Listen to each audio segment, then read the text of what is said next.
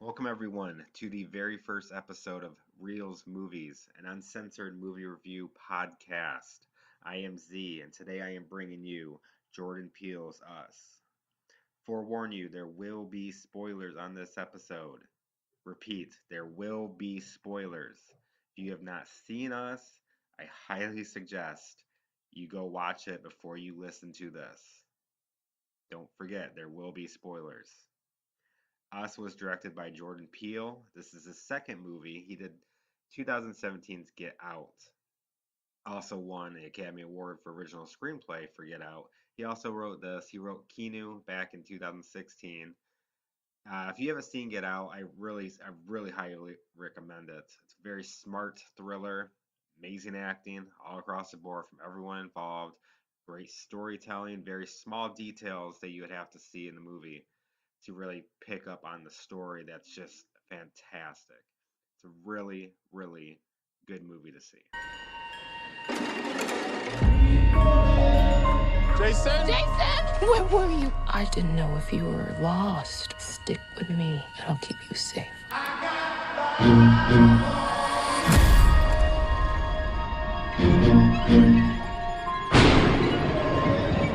There's a family in our driveway. It's probably the neighbors. But y'all scared of a family? Hi, can I help you? Zora, put your shoes on. If you want to get crazy, we can get crazy.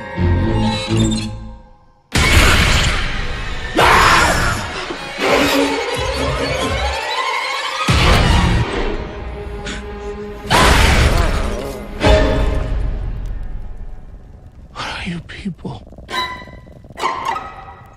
It's us. Us stars Lupita Nyong'o, who you might have seen in 12 Years a Slave, and she was in Black Panther. Wilson Duke, who had two smaller roles in Black Panther and Avengers Infinity Wars. This is his biggest film role to date. Also has Shahadi, Wright Joseph, and Evan Alex, this is his first major role.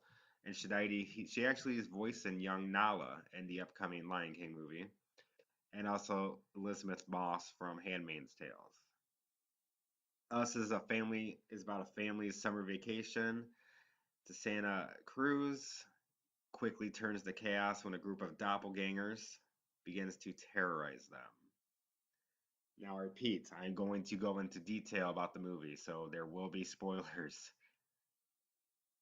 Start off the movie with an opening scene of a TV flipping through channels, commercials. You got Hands Across America from back in the 80s. So this starts off in 1986, so Hands Across America was a pretty big thing back then. A lot of subtle, if you look at on the shelves, you see Chud VHS and the Goonies VHS. Remember that later when at the end of the movie. That's one of the good things about Jordan Peele is he places a lot of Easter eggs, so to speak, throughout the movie that hints at the story. He did it with Get Out, and he did it here. There's a bunch of small little clips that he does throughout the movie that kind of furthers along the story. Now, we follow a young Adelaide Thomas who goes to visit a beach goes to a beach while on vacation with her parents in Santa Cruz. They're on the boardwalk. If you've ever seen a boardwalk, it's, you got games, rides, all that stuff. Dad's drinking. He wins her a prize. She says she wants number 11, which is a Michael Jackson Thriller t-shirt. Then they start walking away, and the mom jokingly says there's a movie being filmed over my roller coaster. Now, if you think about it, this is 1986. Was filmed in Santa Cruz. It was Lost Boys. So it's a nice little fun little Easter egg that Peele does again. They go to whack-a-mole game that Dad starts playing. Mom says she's going to go to the bathroom. And the funny thing is, here you see that Dad playing whack-a-mole. He's just hitting the same hole over and over again. I'm like, you'll get points, but you're not going to win. But I thought that was just funny that the dad just kept hitting the same hole over and over again. The mom leaves, and the Adelaide just stands there watching her dad, and she just starts wandering off by herself. She's holding a caramel apple. Sees a guy holding a sign that says Jeremiah 11:11. Couple plant rock paper scissors, and she kind of strolls off onto the beach. There's a big storm, looks like it's coming. She kind of scares her. Starts raining. She drops her apple, runs into a house of mirrors, and gets scared in there. An owl pops out from the wall, and then she sees an exit, walks into a mirror, obviously house of mirrors. Then she turns around and sees this little girl. Her, you think it's her reflection, but it's not. And all of a sudden, eyes wide up, and then bam, we're in a doctor's office. The parents are worried that she has not talked because she's been, from what the dad says, she's disappeared for 15 minutes. Who knows? He was very, very drunk. So who knows how long she was really gone. But but they're worried about her, and the mom just wants her daughter back. And then we cut to the title card, which focus on a single white rabbit. And it slowly pans out, and it just doubles every single time it slowly pans out. Now with Peele, you really have to look for clues for his movie, and I really did this because obviously with the story of Get Out, with the I'm not gonna go by it, but you see for this you see a white rabbit, and you just kept going to white, and then you get one darker rabbit, and you get whiter out, it's more white rabbits, and then darker. So I was kind of thinking if race is going to play involved because race played involved with Get Out. But I just was kind of just trying to look at for references to see if there's any tie in. Then we move into present day. You have Adelaide, who's played by Lupita, Gabe, who's played by Duke, Zora, who's played by Joseph, and Jason, who's played by Alex, are on their way to their summer home in Santa Cruz. Um, they wake up, they're there, and they, you know, visit the house, so to speak, what you do, get ready, kind of wind down after a trip. They're eating at the table, everyone's eating. Adelaide's just eating strawberries. Everyone else is eating, I think it was chicken. I'm not positive. I believe it was chicken. She's the only one. Jason leaves and comes back. He has this magic clicker, I think the flames, what the magicians use. And he keeps flicking his fingers. And, his sister, Zora, asks, like, what's he doing? He goes, I forgot how to do this last year. So Gabe tells them they're going to go to the beach. Adelaide's, like, opposing of it, doesn't really like that idea.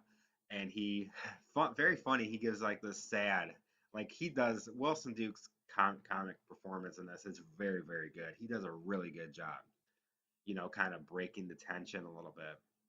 Gives her, like, the saddest puppy dog eyes you can imagine, and she finally gives in. And it's very funny. So then we go to the beach. You got very good family chemistry between all four of them. Obviously, you got the brother sister interact with Jason and Zora, and then you got that scene which we saw in the trailer, the I Got Five on it, bringing that back. As they're driving, to the beach, they see an ambulance and cops holding up, and they see a guy being wheeled into the ambulance. He's holding a Jeremiah 11:11 sign. Now, look back when with the girl with Adelaide, what happens, which we have flashbacks throughout of the fears of what she went through.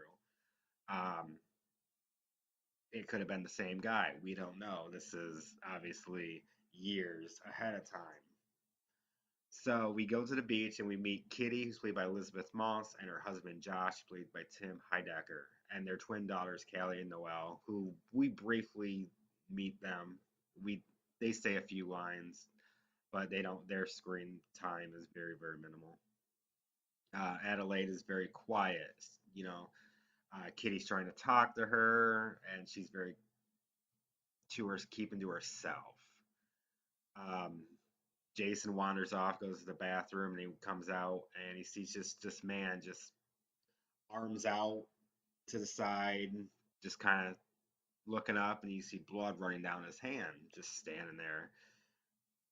Adelaide freaks out. She like looks around for Jason. Gabe's running around the beach looking for Jason. She's screaming for Jason, and Jason comes walking up, and and Adelaide just freaks out and says, you know, don't ever leave again. And that pretty much ends their little beach trip. You know, that night, Gabe's sitting on the couch watching baseball highlights. Adelaide's acting really nervous. Like, it's like she knows something's going on. She's closing the curtains and just kind of freaking out. And she starts to go off to tell the kids, good night because it's so late. Um, Quickly telling Zora to turn off her phone. Obviously, she ducks in the bed and turns the phone back on. Typical kid stuff. And she goes to talk to Jason about running off, saying, I'll keep you safe and everything. He notices the clock is 11:11. That's a nice little extra, you know, extra that Jordan Peele's doing with the 11:11s because when Gabe's watching the baseball highlights, the score that you can hear the announcer saying the score is 11:11. So 11:11 is playing a big factor in all of this. Adelaide's in the bedroom. Gabe walks in very hilariously, sits on the bed, getting all, you know, so to speak, his self sexiness and saying, it's like, all right. And she kind of turns around and explains to him what exactly happened to her back in 1986. You know how sometimes things line up? Yeah. Like coincidences. Since we've been here, they've been happening more and more. I feel like it means like she's getting closer. Who? The mirror girl? You don't believe me? I do. I do. I'm processing. Okay? Yeah, obviously you can tell Gabe's like, he's not believing it. He's saying he believes it, but you can tell he's not really believing it. Then all of a sudden the power goes out. Jason comes and says there's a family outside. We see outside in the trailer, they're looking outside, and Gabe's like, you're scared of family. He goes outside. No motion from the family whatsoever. We don't know who they are. They're just sitting there wearing red jumpsuits. Then he gets the baseball bat and says, "Do you want to get crazy? We'll get crazy." Then all of a sudden, the family breaks apart and goes their separate ways. The bigger man of the group kind of chases Gabe back inside. They break into the house. There's a hide a key that they unlock the door. They come in. Pluto comes in, which is the younger son. Then we meet Abraham, who is Gabe's doppelganger, Red, who is Adelaide's, and it's never really mentioned on who the daughters is, but from everything, it's called Umbre. I don't know if that's given, but it's never really said that that's what the name. So you got Pluto, Umbre, Red, and Abraham. So there's in the living room, Pluto lights a fire. You see Red holding scissors. And then she tells a story, kind of like a fairy tale. It says, once upon a time. So kind of telling a story about a shadow. And the main person gets all the good things, the best toys, the handsome husband. And the shadow gets broken toys, a husband that she doesn't love, kids she doesn't love. Subtle instances that we're obviously thinking that this family, Rad and Abraham, are the shadows of the family. Red chains Adelaide to the table, Zora runs out, excuse me, in the house and is chased by Umbre. Gabe's dragged outside by Abraham, and Pluto takes Jason to a closet. Then, we each one of them gets their thing. Zora runs. She's a track star. She runs fast, and Umbre kind of just like gives her a head start and chases after her. Abraham knocks Gabe out with the scissors. Jason and Pluto are kind of mirroring each other. You know, they take the mask off because Jason throughout this whole movie is wearing this werewolf mask, I believe, and Pluto's wearing like this white mask, which is very similar to what they wear for stunt performers for being in fire. Takes it off. You can see from under everything from his mouth is burned, just burned. His mouth's burned shut, and Red is just kind of tormenting Adelaide, kind of saying that we're taking our time with you, and she's pushing her head against this glass coffee table, and the glass is breaking. And back in the closet, um, Jason is flicking with this magic trick, and Pluto grabs his hand and flicks it, and it turns, there's lights the flame. Pluto, freaks out. Jason runs out of the closet, and then there's this ambulance that keeps the door propped open. He takes the ambulance, doors shut.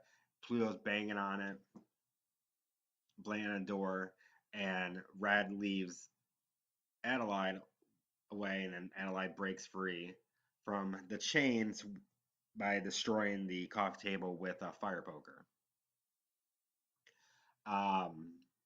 With Zora, she kind of ran away. She got hiding behind a car. Umbre is standing on top of the car with a little kind of a cool little tense moment between the two, and and the car owner comes out yelling at her to get out of the car. That gives Zora time to get away. Umbre kills the guy, just randomly kills him, just jumps off the car and just stabs him a few times with the scissors. Abraham is driving the boat, a boat that we saw earlier in the movie that Gabe bought. It's like the rackiest boat you could ever imagine. It's a motorboat, but he's driving the boat, and Gabe's tucked away in a garbage bag, and he kind of pokes free from it. He finally kills Abraham, after kind of like it's kind of confusing on how he kills him because they fall off the boat, they tussle. Abraham gets his foot tied up with some rope and gets dragged around the water. The boat, Gabe says what the boat scene from earlier says the boat veers left, so it comes back at Gabe, and then it stalls out, and then they have a little tussle on the boat. And it looks like when they were fighting, Gabe kind of headbutts him back, and he falls in the propeller and dies. Adelaide grabs Jason after after he got hiding in his hiding spot. They escape from the house. They meet with Zora, and they get on the boat, and they go to distance while Pluto, Red look on from the dock, and Umbre kind of comes back and sees them running away, and she runs after them. Then we cut to Kitty and Josh from earlier, who we met at the beach. They have a little playful banter between the two. She says she hears something outside, and he's just nicely relaxed. Doesn't want to get up. He gets up and jokingly says he sees something outside, freaks her out. All of a sudden, the twins from upstairs come out and say what's going on, and stuff like that. And all of a sudden, like literally unexpected, no time wasted, their own doppelgangers come out and kills all four of them. Like literally unexpected. Twins go down first. Josh gets killed. Kitty gets stabbed, and Kitty's trying to crawl over to Josh. And all of a sudden, she gets her throat slit by her doppelganger. Family gets to their house, um, and they see, and then they encounter, you know, that Kitty, Josh, and the girls' doppelgangers. Josh's doppelganger ch- chases after Gabe outside. They fight on the boat. Gabe kills him. It's kind of off screen, but he shoots a flare gun and lights it up, and then they tussle. And we really don't see him, uh, get killed. Kitty's doppelganger takes Adelaide and uh, Zora and Jason goes in the house, and they kind of just see the dead bodies of Josh and Kitty. They go upstairs, and in the background, you see one of the twins doing a cartwheel. They scare Zora. Zora beats one down, knocks one off the rail. She falls through a coffee table, thinking killing them, and then kills the other one after she comes back. And then we go to the bedroom. You see Kitty's doppelganger, which I don't. They never said names for them, so I'm not very sure on what the names were. I'm not gonna look it up. It's very minor, but very cool, tense scene with Kitty kind of like tormenting Adelaide, and then she kind of looks outside and like crying when she hears the fighting with Abraham and Gabe, or no, sorry, excuse me, Josh's doppelganger and Gabe, and then she's crying. All of a sudden, she's like laughing, goes to the mirror, starts cutting her face.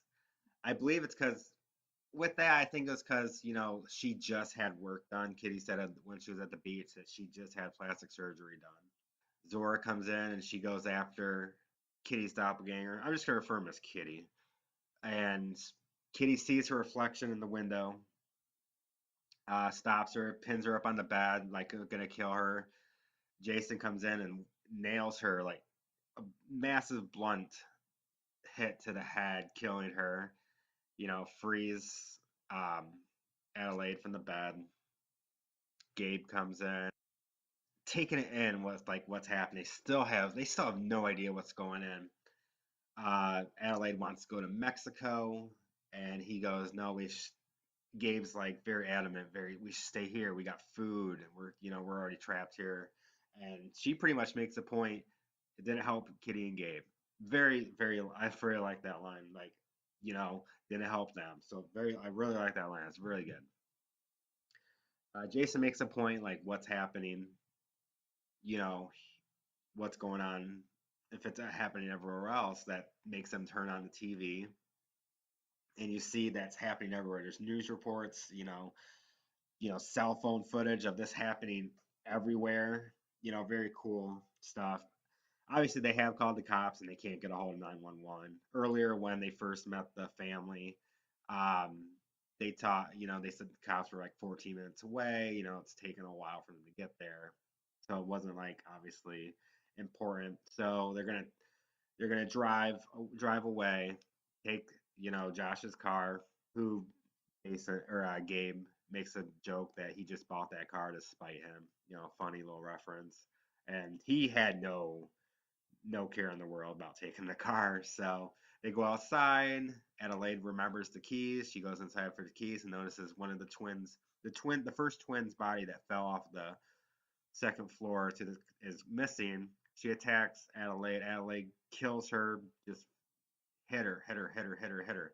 Jason sees this all happening. He's like sitting there watching it, just watching his mom brutally beat the doppelganger of one of the girls. And she kind of just lets know that's okay. They go to the car. Zora's sitting in the driver's seat. She wants to drive because the mom is still handcuffed, chained from wrist to wrist. The dad got his knee hurt, so she's the only one to drive. And they make a very funny kill count reference that Zora says she's got two. And Adelaide corrects her and says she killed one. She killed one of the twins. That the other one's not dead. Gabe says he killed two, and Jason says he killed Kitty. So all of a sudden we see Umbre standing in front of them on the driveway. They get in the car. Zora drives. Umbre jumps on the car. uses her scissors to hit the sunroof. Nice little scene here. She revs up the car, hits the brakes. She goes flying into the woods. And I don't know why she did this, but Adelaide gets out of the car, looking for her. I'm not probably just to kill her to make sure she's dead. And all of a sudden, we get the jump scare of Umbre reaching out for her, pretty much spiked through a tree branch and slowly dying. And you see a lot of like remorse, seeing her dying. Maybe it's because it's still a kid, so to speak. I'm not real positive. You see a remorse in her eyes and sadness that she's dying. After she dies, Adelaide gets back in the car and they drive off. And then we go to the next morning where Adelaide's driving. They're back on the beach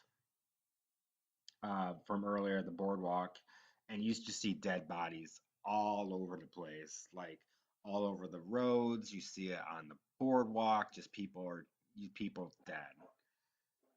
Turn the corner and they see a car lit on fire, which was their car from earlier. So obviously Red took their car, and all of a sudden we see Pluto pop up from in front of the car. Family drives back, they get out, and they see that there's gas from their car leading up to Pluto. And the mom goes up, like, she's gonna step up to him, kind of take it, like, kind of say she's gonna kill him. And all of a sudden, you see Pluto flicking his fingers, like what Jason's been doing. Jason realized that he's got the match, and he noticed that he's still mimicking him. So Jason puts his arms back and starts backing up, and then Pluto just mimes him, backs up all the way to the fire from behind from their car, and he burns to death. One of the cool things is, you're watching Adelaide, just watching this little boy just burn in the fire, and she's like saying no, don't, trying to like stop him, and he burns to death, and all of a sudden Red pops up, grabs Jason, runs off. Adelaide said she'll go find him. So, and then Gabe and Zora find an ambulance, and they kind of look and see the doppelganger, so to speak, just holding hands. Just holding hands on the boardwalk. Then we go to back to Adelaide. She goes to this house of mirrors, the same one from when she was a kid. She kind of, so to speak, I think a motherly instinct, or she just has like, because she brings up special connections happening, and I think she puts two and two together and goes there. Same thing, the owl pops up from earlier and she bangs it. Nice little fun moment there. She finds this tunnel and she's like looking. There's like rabbits all over the place. She finds Red on a chalkboard, and it just figures on the chalkboard, hand in hand from end to end.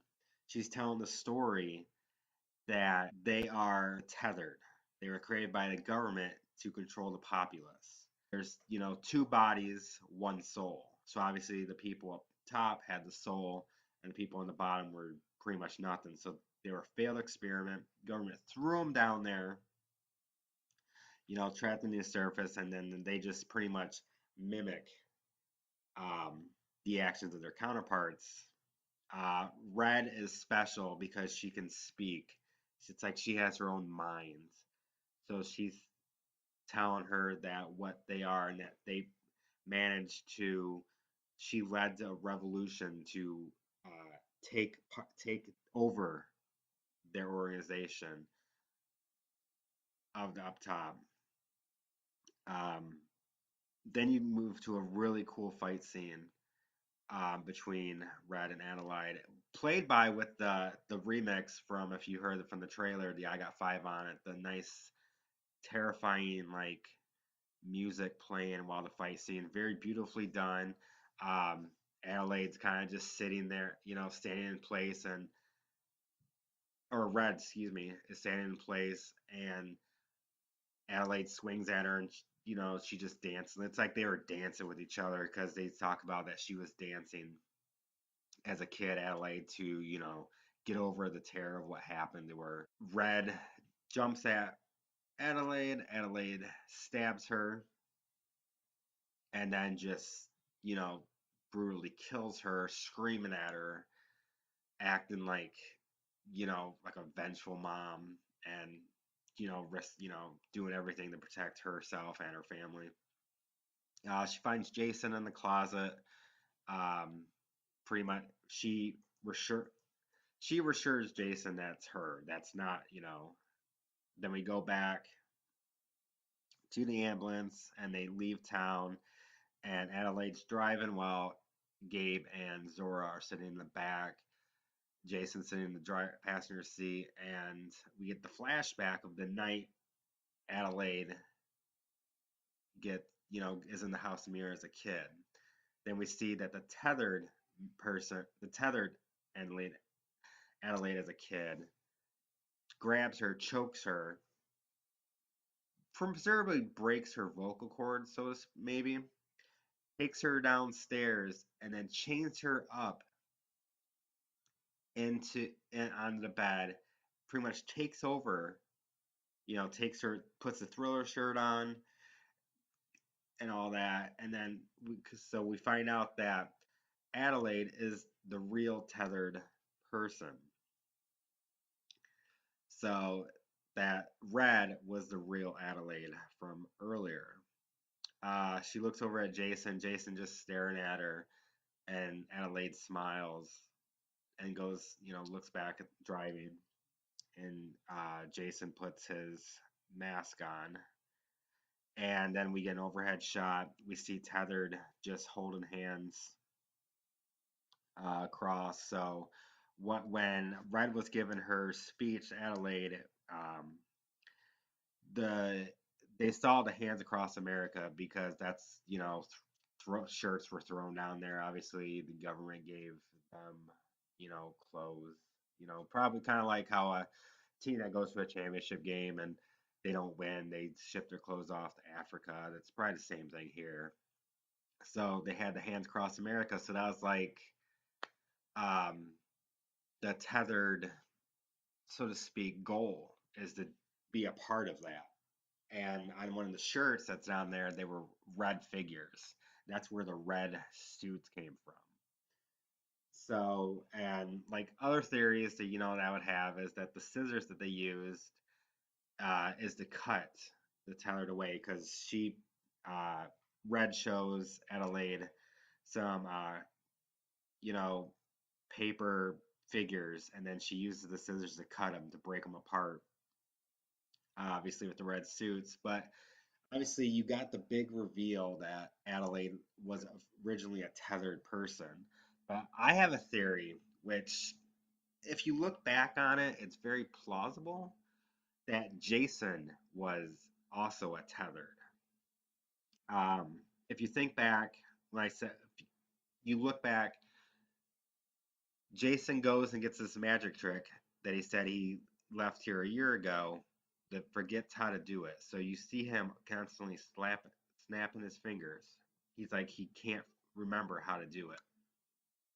Uh, he's calm when he's around the tethered people. He's got a new vocabulary. We learned that in the scene when they're going to the beach. He's swearing.